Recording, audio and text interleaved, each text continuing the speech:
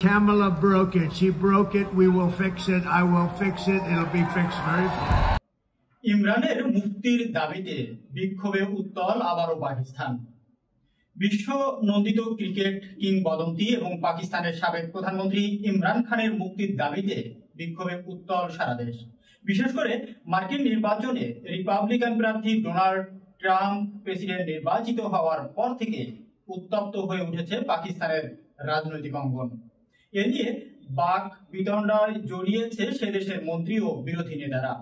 পাকিস্তানের দ্য ডন এবং the print জানিয়েছে, ট্রাম্পের জয়লাভের পর সাবেক প্রধানমন্ত্রী ইমরান খানের দল তেহরিকে ইনসাফ বা পিটিআই এর সমর্থকদের মধ্যে আশার আলো জেগে উঠেছে।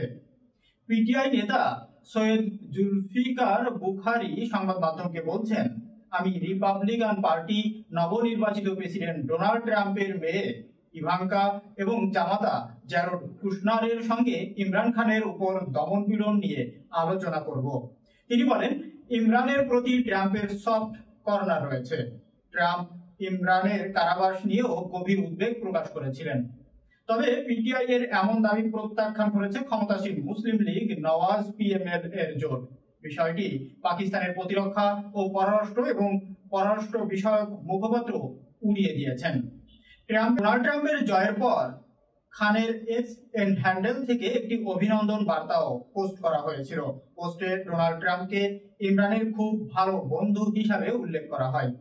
পোস্টে লেখা ছিল, ট্রাম্প যুক্তরাষ্ট্রের প্রেসিডেন্ট নির্বাচনে জয়ী হওয়ায় আমরা ও পিটিআই এর পক্ষ থেকে ট্রাম্পকে প্রাণ ঢালা অভিনন্দন।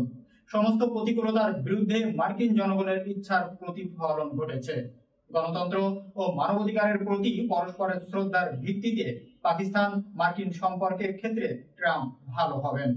আমরা আশা করি বিশ্বব্যাপী শান্তি, মানবাধিকার ও গণতন্ত্রের প্রতি তিনি জোরালো ভূমিকা পালন করবেন।